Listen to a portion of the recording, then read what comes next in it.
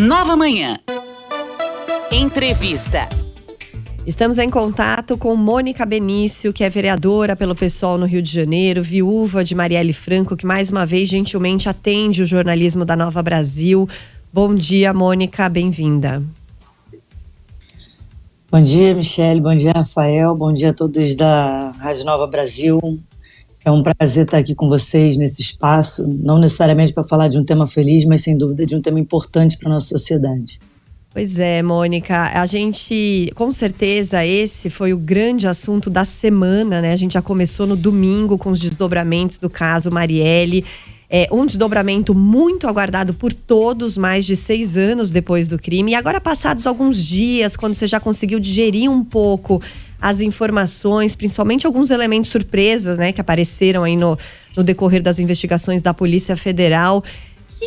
Qual é o seu sentimento hoje em relação a isso e a sua percepção de que, de fato, o caso está encerrado? Olha, Michele, na verdade, não sei se digeri exatamente os resultados que nos foram apresentados no domingo, né? Isso porque a gente está falando ali de 6 anos e 10 dias, né? Até amanhã do domingo, quando recebemos o telefonema da Polícia Federal avisando sobre a prisão dos mandantes, que trouxe, se alguns nomes ali não traziam grandes surpresas, como o possível envolvimento da família Brazão, que em algum lugar já era esperado.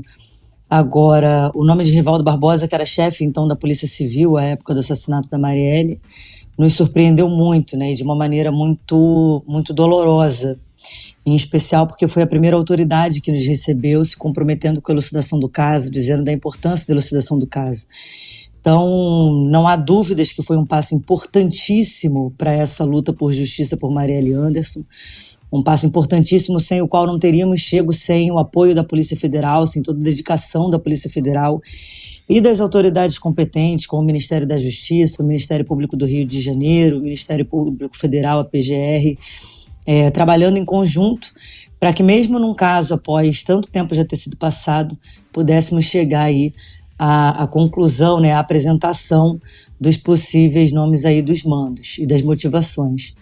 Então, não é necessariamente um sentimento de alegria ou de paz, como talvez em algum momento eu tivesse esperado que essa ligação fosse trazer, mas em especial o que sobra agora é um sentimento de uma revolta profunda, de entender que o Estado brasileiro, né, operado ali em especial pelo Rivaldo, um agente, ter um conselheiro do Tribunal de Contas e ter um deputado federal. A gente não está falando de um crime paralelo, né? A gente está falando do crime sendo executado e operado pelo próprio Estado.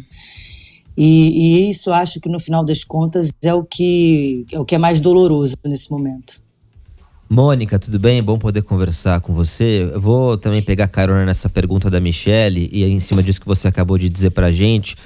Quais são as suas principais dúvidas ainda em relação a esse caso? Olha, a gente está há 4 dias apenas, né, do resultado aí dessas perguntas que o Brasil não deixou de fazer nem por um dia nesses mais de 6 anos, que era quem mandou matar Marielle e o porquê. E dentro dos entremeados, das idas e vindas da investigação, em especial com o aparecimento do nome de Rivaldo Barbosa, que era o chefe, então tinha acabado de assumir como chefe da Polícia Civil ali naquele momento do assassinato da Marielle, a gente consegue entender muitas coisas, inclusive a não investigação de vários elementos que, se por um momento a gente pôde acreditar que seria por incompetência da Polícia Civil ou por descaso, enfim, qualquer coisa que pudesse ser dessa natureza, a gente acabou descobrindo que fazia parte do plano não investigar, né? Fazia parte do plano não elucidar o caso da Marielle. E, particularmente, a motivação sempre foi algo que me tocou muito, né? Em especial por conhecer a trajetória da minha companheira, da minha esposa, e não só na sua integridade humana, mas também na sua conduta parlamentar. Então, na minha cabeça, não fazia sentido aquela noite violenta que nos tirou Marielle Anderson, e não que algo vá justificar ou fazer sentido o tamanho barbárie de um crime que, sem dúvida nenhuma, é um dos maiores da nossa história política recente. Mas o que mostra agora os documentos apresentados pela Polícia Federal nesse processo da investigação, e eu não tive tempo de lê-lo todo, a gente está falando de um material de quase 500 páginas, é que a motivação teria se dado por uma atuação da Marielle em conjunta com uma postura do seu partido, do qual hoje faço parte também, do PSOL, do enfrentamento à milícia, em especial do enfrentamento a uma questão de terras, né, aqui no Rio de Janeiro, que se dá no estado do Rio de Janeiro, de domínio da milícia. Fosse através do controle propriamente territorial, fosse através de serviços sendo oferecidos, enfim. Marielle tinha, inclusive, na sua própria dissertação de mestrado, uma discussão sobre segurança pública. Esse era um tema que a tocava muito pessoalmente enquanto socióloga, enquanto mulher favelada, e hoje as motivações nos apontam para essa direção. Né, o que não seria necessariamente um único elemento, um único objetivo, como faz parte, inclusive, do próprio processo, a apresentação de um dos projetos que Chiquinho Brazão teria apresentado ainda enquanto vereador na Câmara Municipal e que a bancada do PSOL como um todo teria atrapalhado, segundo a família Brazão acreditava ali, os seus planos de dominação de território e expansão fundiária na Zona Oeste. O documento que foi apresentado, até onde tenho conseguido acompanhar e tenho sido assessorada pelas minhas advogadas para tomar conhecimento, está muito bem embasado desde o início, desde a troca, né, desse novo governo, da primeira fala ali do então ministro da Justiça, Flávio Dino, assumindo uma responsabilidade, dizendo que era uma questão de honra a elucidação desse caso. Eu participei muito próximo à Polícia Federal, que ia muito respeitosamente avisando sobre os seus passos, é claro que dentro do que o sigilo permitia, mas sempre nos mantendo informados do que estava sendo feito, quais eram os andamentos, o que nos faz hoje ter uma segurança no documento que está sendo apresentado. E claro, né, agora cabe ao ministro Alexandre de Moraes, ao Supremo, né, tem muitos passos jurídicos ainda dentro desse processo. Essa luta, na verdade, ela não se encerra, ela ganha uma nova etapa, e uma etapa que, sem dúvida nenhuma, de fôlego não só de nós familiares de Marielle Anderson, mas de todo brasileiro e brasileira que acreditou e lutou pela justiça por Marielle Anderson até aqui. Porque realmente os problemas são bem mais densos e complexos, né, do que a gente poderia imaginar, ou até imaginava, mas vendo eles concretizados dessa forma. Bom, o Sérgio Leão, nosso repórter no Rio de Janeiro, também está aqui com a gente. Gostaria de fazer uma pergunta. Bom dia, Serginho. Bom dia, Rafael e vereadora Mônica Benício, obrigado por atender a Nova Brasil. E a minha pergunta chama muita atenção, Mônica, uma foto, né, que é do delegado Rivaldo Barbosa, né, com vocês ali dias após, né, o assassinato de Marielle. E a minha questão qual era o discurso do delegado Rivaldo Barbosa com vocês no decorrer da investigação? O que ele dizia, o que poderia, né, nesse até então falso discurso dele, de uma possível elucidação do caso? Olha, Sérgio, essa é uma pergunta muito importante. Como a Nova Brasil tem um público bem amplo, eu vou tentar explicar à luz da conjuntura política do Rio de Janeiro o mais detalhadamente que eu consegui aqui de maneira célere. O Rivaldo Barbosa, ele tinha um dia antes do assassinato da Marielle, no dia 13 de março, ele tinha sido nomeado como chefe de polícia. Portanto, ele estaria comandando, né, dirigindo a Polícia Civil do Rio de Janeiro. O Rio de Janeiro também estava sob uma intervenção federal militar, à época do presidente Michel Temer, e aqui sobre a intervenção, o controle do interventor general Braga Neto. E o general Braga Neto, inclusive sabemos hoje, que foi um dos fiadores da indicação do nome de Rivaldo Barbosa para a chefia da polícia. Mas é também muito verdade que até ali, a trajetória do Rivaldo Barbosa, até para os defensores de direitos humanos mais próximos sobre a atuação de lutas aqui no estado do Rio de Janeiro, era sim um nome respeitado, era sim um nome de confiança. Tanto que a Marielle tinha trabalhado na Comissão de Direitos Humanos, na ALERJ, na Assembleia Legislativa do Rio de Janeiro, junto com o então deputado estadual Marcelo Freixo. Inclusive tiveram uma atuação muito simbólica e importante para o Rio de Janeiro, quando trabalharam juntos na CPI das milícias. E quando eu cheguei na sala do Rivaldo, dias depois do assassinato, né, fomos eu e todos os familiares de Marielle, de Anderson, levados por Marcelo Freixo para apresentar ao chefe de polícia, que estaria ali então sendo uma peça fundamental na responsabilização da condução de todo o caso. Eles nos recebeu com um tom cordial, simpático, muitos sorrisos e muito falastrão, apresentando ali, dizendo do seu compromisso, que era uma questão de honra e elucidação do caso da Marielle. Ele chegou a dizer que, como ele tinha sido nomeado um dia antes do assassinato, quando o Marcelo Freixo ligou para ele, o Marcelo estava a caminho do local do crime, o Marcelo Freixo ligou para o Rivaldo como a primeira ligação que ele fez, entendendo a importância da autoridade do cargo que o Rivaldo Barbosa ocupava ali. E o Rivaldo nos relatou que atendeu o telefonema do Freixo, pensando que seria um telefonema para lhe dar parabéns pela posição que ele ocupava naquele momento. E o Freixo avisou que estava indo para o local do crime, onde teriam assassinado a Marielle.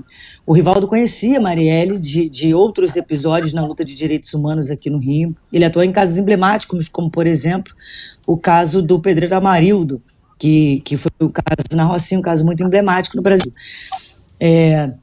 O Rivaldo nos recebeu, garantindo, fiando sua palavra, dizendo que era uma questão de honra a elucidação desse caso, que tinha a Marielle como uma amiga e que isso não poderia ficar impune jamais, que Marielle era uma pessoa maravilhosa, não tinha pates, né, não tinha inimigos, não era uma pessoa mal vista, enfim. E isso é realmente verdade, né? O índice de rejeição da Marielle como figura pública era muito baixo, e a Marielle, no total, inclusive dentro da Câmara Municipal, era uma pessoa muito querida. E esse foi o único momento, talvez, que eu tenha uma certeza, a lembrança de ter encontrado o Rivaldo Barbosa. Tanto que, para mim, a maior surpresa no domingo foi quando eu recebi o telefonema da Polícia Federal e eu pedi a confirmação dos nomes. Eu esperava ali, por acompanhar a investigação muito de perto, eu esperava o nome dos irmãos Brazão aparecendo. Mas quando o policial que me informou avisou do terceiro nome, que seria de Rivaldo Barbosa, a minha cabeça, a impressão que eu tenho é que ela girou 360 graus e eu estou ainda incrédula de como tudo isso aconteceu, né? É um escancaramento de um esgoto no Rio de Janeiro, que é um laboratório da milícia, que é um laboratório do crime, que é um laboratório da corrupção. A gente sabe disso há muitos anos, o que também nos coloca diante de uma oportunidade de mudar o rumo dessa história definitivamente.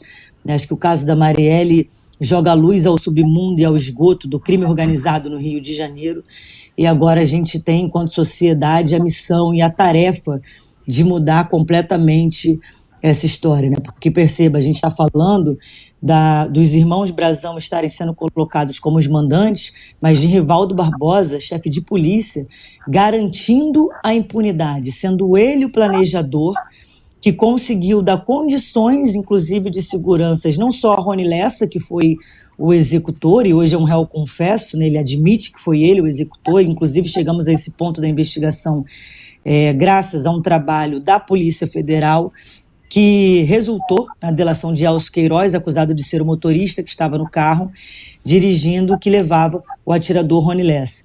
Então, é uma trama muito mais profunda que talvez a gente precisasse aqui de uma semana debatendo sobre o que é conjuntura no Rio de Janeiro, o que é a milícia e o que são esses poderes, né? Famílias como a família Brazão ocupam um espaço na política no Brasil há anos, e aqui no Rio de Janeiro isso não é diferente, pelo contrário, né? Ouso dizer que é um laboratório desse tipo de política que tem nas suas entranhas não só a corrupção, mas hoje a milícia como não apenas um poder paralelo, né, mas o próprio poder, né, agindo como um braço do próprio Estado, elegendo seus vereadores estaduais, seus deputados federais, senadores, e não há nada mais perigoso hoje do que essa expansão da milícia. Mônica, nosso tempo já está um pouquinho já estourado, mas eu não poderia deixar de fazer essa pergunta também, que o Domingos Brazão, né, obviamente, né, como uma fase até mesmo de escapatória de se ter negado, né, mandado matar a Marielle, uma frase que chamou a atenção dizendo que ele nem conhecia a Marielle. Você consegue responder rapidamente para a gente se de fato isso é uma mentira, se eles de fato tinham tido algum tipo de contato e que essa frase dele realmente pondera ou não ele não ter conhecido ou não ter tido contato com a Marielle? Olha, eu particularmente não sei dizer. Posso dizer do ponto de vista pessoal que eu nunca havia encontrado Domingos Brazão ou Chiquinho Brazão, até mesmo o Rivaldo, né? Encontrei dada a situação que exigiu. Conheci a Brazão pelo nome, né? Isso, visíveis operações pelo submundo do Rio de Janeiro. Isso qualquer pessoa que mora nessa cidade sabe. Mas eu não espero nada de um sujeito como esse, além de cinismo, mentira e o próprio crime, né? Ele não é só acusado de assassinato, ele já assassinou uma pessoa, isso eu confesso.